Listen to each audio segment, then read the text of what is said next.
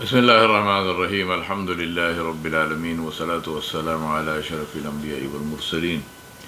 Muhammadur Rasulullah sallallahu alayhi wa ala alihi wa sahbihi wa sallam tasliman kathiran kathira. Amma ba'du. My brothers and sisters, we are on Sulh Hudaybiyah. It's one of the most critically important moments in the history of the Muslims, and one of the most critically important incidents in the seerah, in the biography of Rasulullah. And I think it therefore deserves, and it's important for us to think about it in detail and try to get our minds around this and say, why is this so critically important? If you think about it, the fundamental principle in Islam, absolutely fundamental principle, without which there is no Islam. Islam itself, the meaning of the word itself, is submission. Submission to the will of Allah as defined and described and informed to us by His Messenger, Muhammad Mustafa sallallahu alayhi wa sallam, Rasulullah. The will of Allah as informed to us by Rasulullah sallallahu alayhi wa sallam. Allah subhanahu wa ta'ala wills us and wishes for us to worship Him and nobody other than Him. And therefore He said, Aqimis salata li dhikri. He said, establish salah for my zikr. How did we find that out? Because Rasulullah sallallahu alaihi wasallam told us, because this was revealed to him.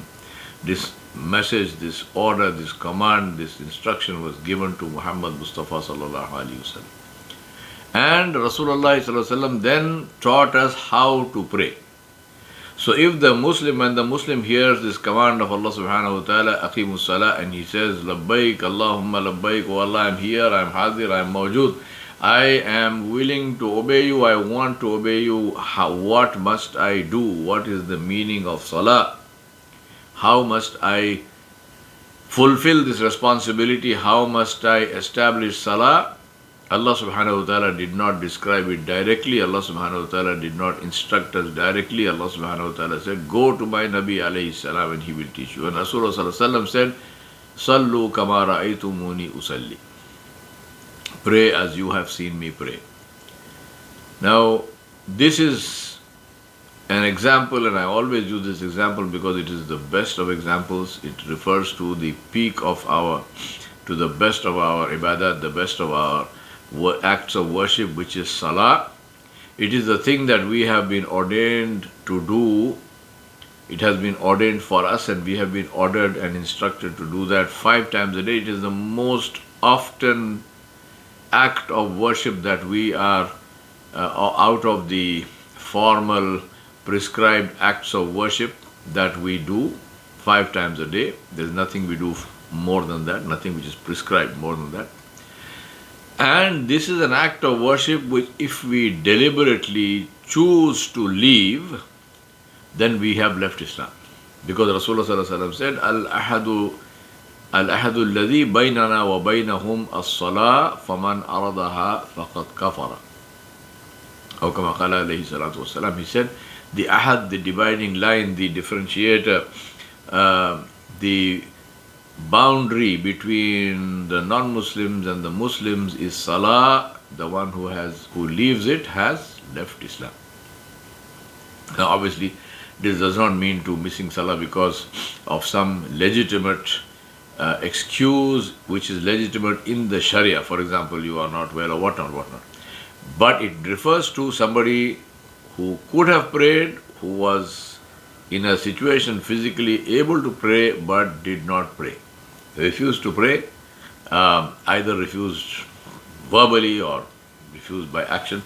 Rasulullah said, this person has committed kufr, this person has committed disbelief, and this person therefore has left Islam. Now, we don't pronounce takfir on somebody, we don't say this person is no longer a Muslim, but the fact is that the ulama, the aimma, the jurists have prescribed various kinds of punishments for somebody who deliberately leaves salah. So this is a very good example of understanding the importance of submission, the importance of obedience. And this obedience is unconditional obedience. It is not unthinking obedience. It is not blind obedience. It is unconditional because we know who Allah is. We know who Rasulullah is. We know what wahi is. We know what revelation is. We know the position of revelation in our lives. We know that on the day of judgment we will stand before Allah subhanahu wa ta'ala, Jalla Jalaluhu, the glorious and the magnificent, and we will be judged on the basis of how we obeyed Him or refused to or failed to obey Him. We ask Allah subhanahu wa ta'ala to make us among the obedient and those who worship Allah subhanahu wa ta'ala for His own sake. So it's very, very important for us to keep this in mind and therefore look at Hudaybiyah from this perspective. Hudaybiyah was where the principle of submission was tested like it was never tested before. And Alhamdulillah, the Sahaba Ridwanullahi alayhim ajmain all passed this test. There were two kinds of tests in Hudaybiyah. First and foremost, the test was for Rasulullah himself. If you put yourself in that position, because I don't say we put ourselves in the position of the Rasul as a Rasul, but we put ourselves in his position as a leader of the community, who people believed in him. And this is not just believing as, this person is my leader, I know that. This is believing as in the heart.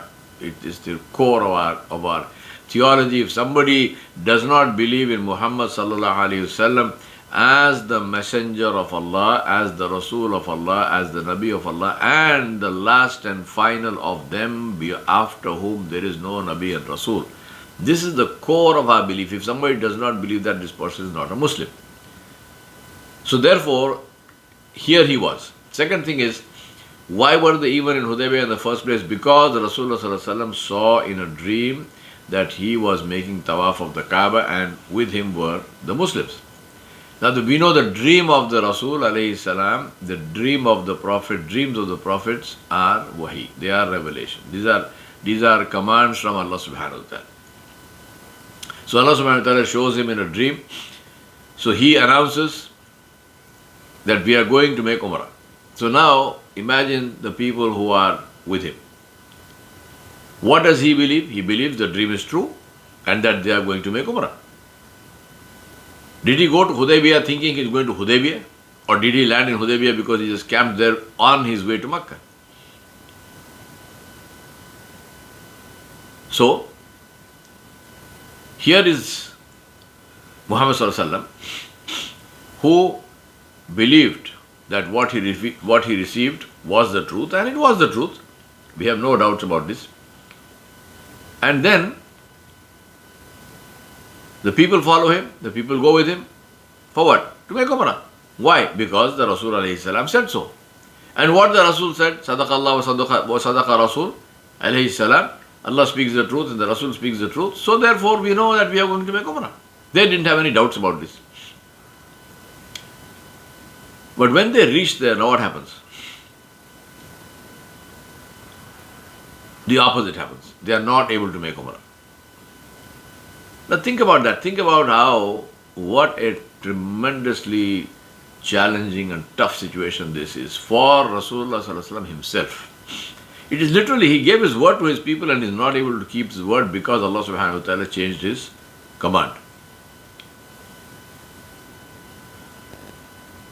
So, what does Rasulullah say? Oh, what would anyone have done? What would you and I have done? Rasulullah, for him to stay firm on his messengership itself was a huge challenge for him as an individual, for him as a person. And to continue to do what Allah is commanding him to do, which is to accept a treaty which is humiliating, which is one-sided, which is not fair, not just, but accept it in silence. To turn around and go back to Medina, sacrifice the animals, shave your heads, whatnot. And Allah is not saying you got the sawab of making an umrah. Allah is not saying that. There is no hadith to say that Rasulullah ﷺ told the Sahaba, do this, it is as good as if you have made Umrah. Because you had the niyyah, therefore Allah will give you the sawab of Umrah. None of that. Allah would have given them, inshallah, that's a different issue. But the Rasul alayhi salam, in the presence of the Nabi alayhi salam, we don't go by our conjecture, we go by what he said, and he did not say that. So here is this individual, the person who followed him, who came there with this great desire to make Umrah. The people from Makkah, the Muhajirun, had not seen their hometown for 7-8 years, depending on when they migrated. And here was an opportunity, here was a chance they could go there, they could maybe meet some relatives or see their place and whatnot and make Umrah. All of these desires in their hearts, they come there and they are not able to do it. And on top of that, Rasulullah is saying, sacrifice the animal. He didn't even say, okay, take the animals back. So there is no financial loss for you. You can bring them back the next year because they were supposed to come the following year. No, sacrifice the animals. Shave your heads. So we have to think about this. What kind of a huge test this was. So it was a test for Nabi SAW himself as the Nabi alayhi salam. He gave his word to his people and is not able to keep his word. Not because of himself, but because the command of Allah subhanahu wa ta'ala changed. The Sahaba went with the intention, with the desire, with the hope and complete certainty. It's not just hope. The Nabi is saying it, khalas, what is the uncertainty about that? Yet they are not able to do it. So what is the principle that is being reinforced in this? The principle is Sama'na wa ta'ala. We hear and we obey. Hear and obey. Why do you obey? Because Allah said so. That's it. Why did you come here? Because Allah said we could make Umrah. Why are you going back? Because Allah said no, you can't make Umrah. Is it logical? Is it reasonable? Is it nice? Doesn't matter. It does not matter. It is logical. Why? Because the logic is that it is the right of the one who commands to command. Is it reasonable? Yes, it is reasonable. Why? Because he knows the reason.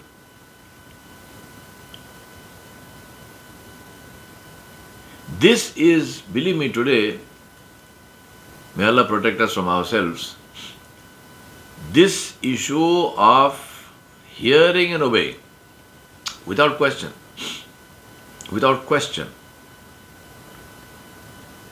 not without reason, without question. And what's the reason? The reason is because Allah said so. Because Allah said so. In Hudaybiyah, what was the reason? Because Allah said so.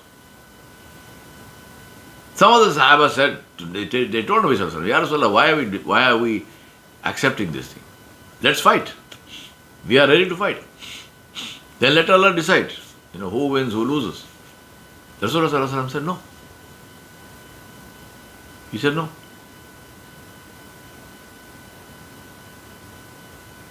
And he signs this treaty, which is one-sided and so on and so on.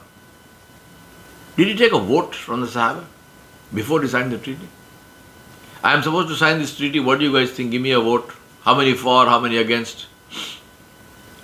We go with the majority, with the minority. Did he do any of this? What was the confidence that he had in his people? That now remember, he's signing a treaty which binds all of them. It's not just himself. It binds them all. With what confidence did he sign them? Did he sign that treaty? Because he had this confidence, they will follow me, they will obey. And they proved true to that. Even though they did not like that treaty.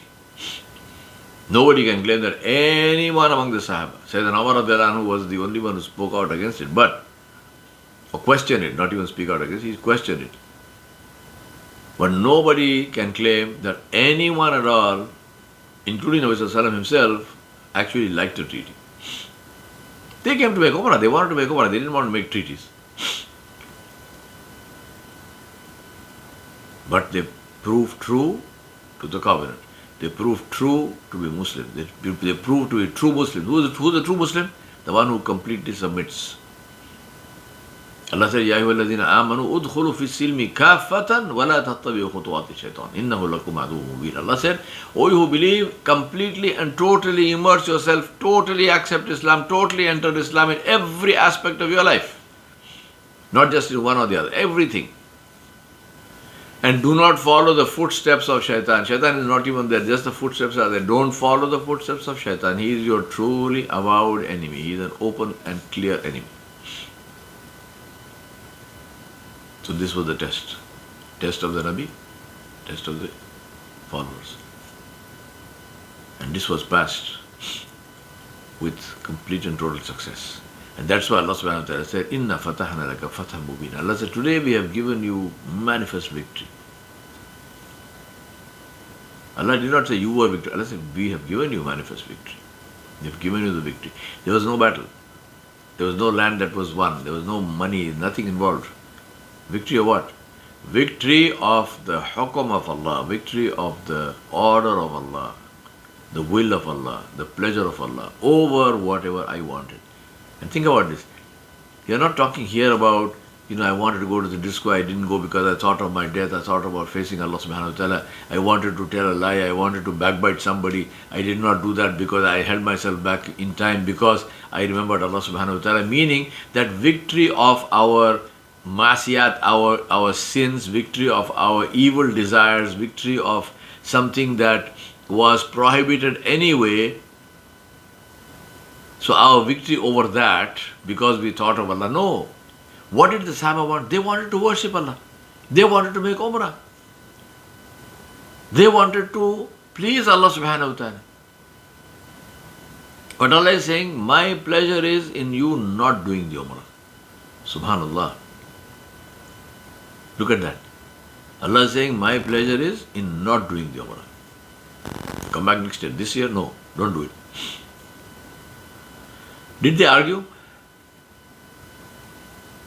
They accepted. Samaya Ya Rab, you want me to do Umrah? I will do Umrah. You want me not to do it this time? I will not do it this time. You want me never to do it again? I will not do it again.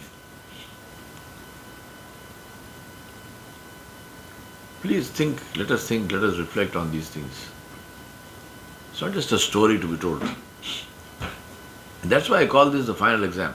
This is where the Sahaba final exam they passed it. And they passed it with flying colors. And the result was, Allah subhanahu wa ta'ala gave them Makkah itself in 2 years. After that. Even though the treaty was for 10 years, they didn't have to live through the 10 years. 2 years from the Hudaybiyah, Allah gave them Makkah, Fatah Makkah. Allah gave them Makkah, this is yours. You don't have to ask anybody's permission to come in here. Make as many Umrah as you like, Hajj as you like. You want to stay here, stay here. Go back to Medina, go back. Whatever you want. Allah gave them. The second big thing that happened in this Hudaybiyah, and the reason why it was a victory is because this was the first time that the Makkans actually acknowledged Rasulullah as a head of state. Until this time it was, it's my cousin, it's my nephew, it's this our family affair, others people don't interfere, and so on and so forth.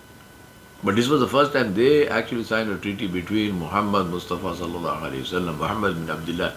That was the thing about Rasulullah. Okay, understood. They didn't want. Suhail bin Amr did not want to write Rasulullah because he said we don't believe. This is okay, fair enough. He said Muhammad bin Abdullah, we believe you. Okay, fair enough. But the treaty, think about it, the treaty is not being written between the Quraysh of Makkah and the Aus and Khazraj of Medina or the people of Medina. No. This is a treaty between the Quraysh, represented by Suhail bin Amr, and Muhammad sallallahu alayhi wasallam. Whether he is the leader of the people in Medina or the leader of the people of the whole world, it doesn't matter.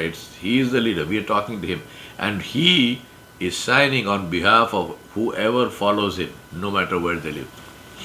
So it was the first time that the Quraysh acknowledged Rasulullah sallallahu alaihi wasallam as a leader in his own right, with the right and with the power to make treaties and to decide on the future of his people. And this is a very, very significant political step. We have to understand, read the seerah from all aspects of life. Allah subhanahu wa ta'ala said, لَقَدْ كَانَ لَكُمْ فِي رَسُولِ اللَّهِ أُسْوَةٌ حَسَنَةٌ. For you, the best example is the example of Rasulullah sallallahu alaihi wasallam. Example in what? Example in everything. In my social life, in my political life, in my family life, in my business life, in my academic life, every aspect of life, the best example is the example of Muhammad sallallahu alaihi wasallam. So if you read the seerah from this angle, you say, well, here is a phenomenal victory that happened, where the Quraysh were finally forced to acknowledge that this person is not just my nephew and my all that remains, but it's not just a matter of saying the family squabble. It's not a squabble. This is a treaty between two nations, two nascent nations, treaty between two people, and you're signing the treaty with the leader of those people. Right? In that context, it would normally have been a king or something like this. So here you're signing a treaty with the king. Now that is a very, very significant victory from a political angle if you look at Sulh Hudaybiyah. And in this treaty also, many times we only look at one aspect of the treaty, which is if a Muslim goes to them, he must be returned, but if one of them comes to the the other way around. If a Muslim goes to them, they don't have to return him. Whereas if one of their people becomes a Muslim and comes to the Muslims are forced to return that person to the Quraysh. We sometimes think only of this, but think about the other aspects of this. Here the people are saying, here the Quraysh have also said that the Quraysh will be free to make treaties with whoever they want, but Muhammad ﷺ is also free to make treaties with whoever he wants. Meaning, free to meaning what? I don't need your permission. That's not the meaning of freedom. Freedom here means that if he makes a treaty with somebody, then the Quraysh will recognize that treaty as valid and in force. Now again, it's a very significant. You might say, well, this is logical. I don't need permission. No, it's not a question of logic. It's politically, you are acknowledging the right and the power of your political opponent to act in a way which is good for his people, for his goal, for his aim, for his cause. And you are saying the political opponent has this power, and we accept this power of the political opponent. Again, a very significant and major victory for the Muslims. So Sulh Hudaybiyah is something that we need to very seriously think about. Finally, in Sulh Hudaybiyah is the Baitul Ridwan.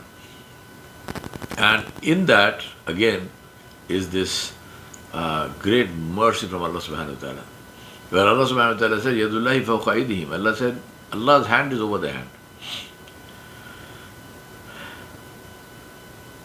So Allah subhanahu wa ta'ala is saying that those who gave bay'ah to Rasulullah sallallahu alaihi wasallam, Allah announced, Allah is pleased with them and they are pleased with Allah subhanahu wa ta'ala. Radiyallahu anhu wa radha.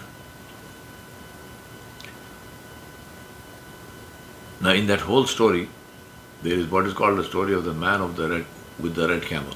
There was one of them who owned a red camel.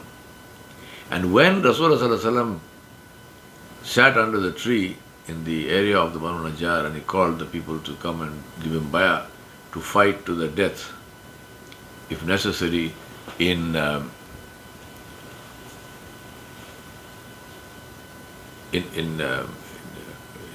necessary, because Sayyidina Osman radiallahu anhu had been, there was a rumor that he had been captured and killed.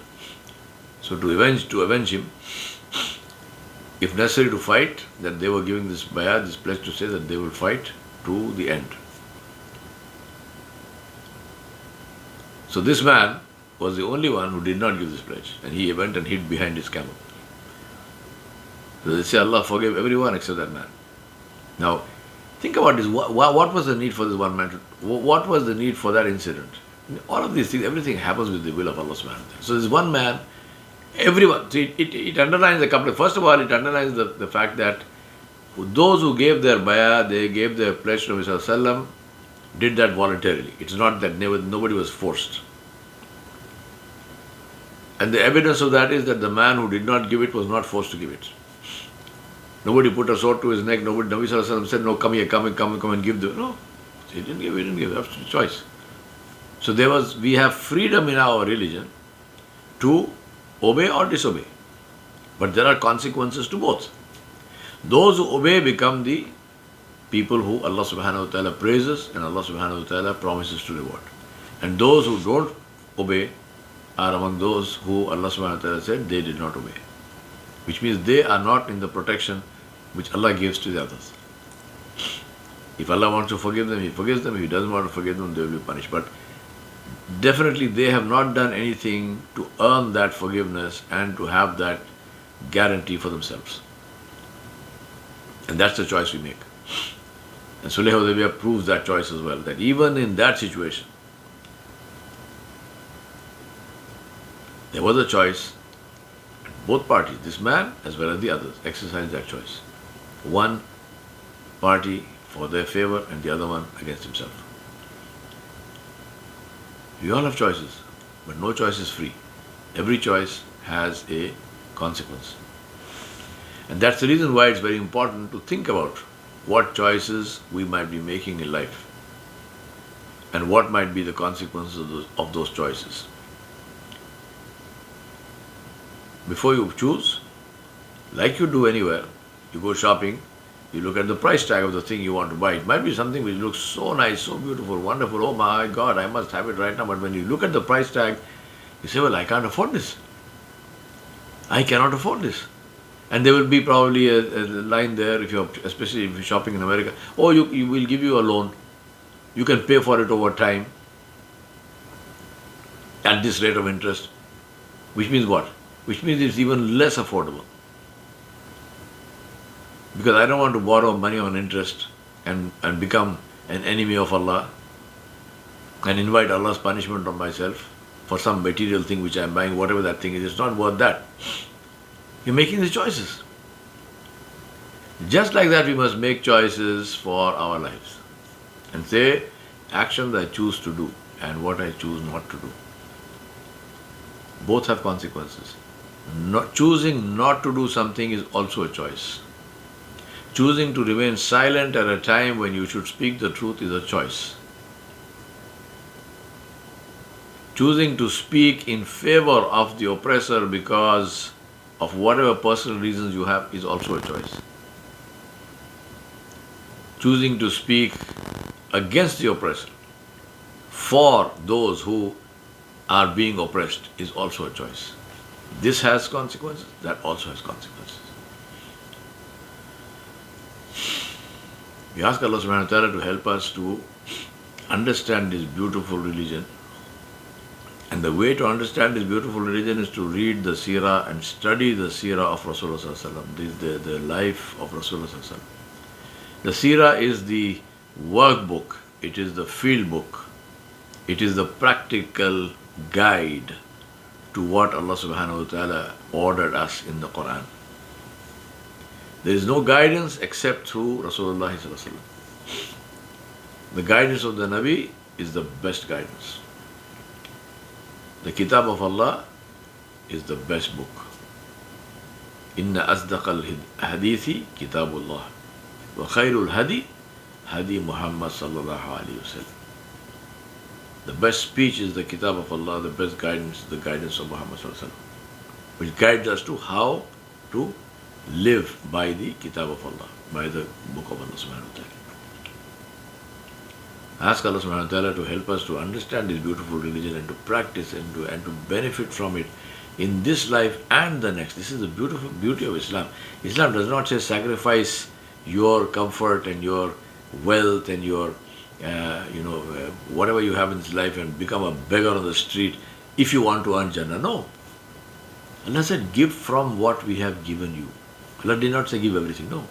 Give from what we have given you.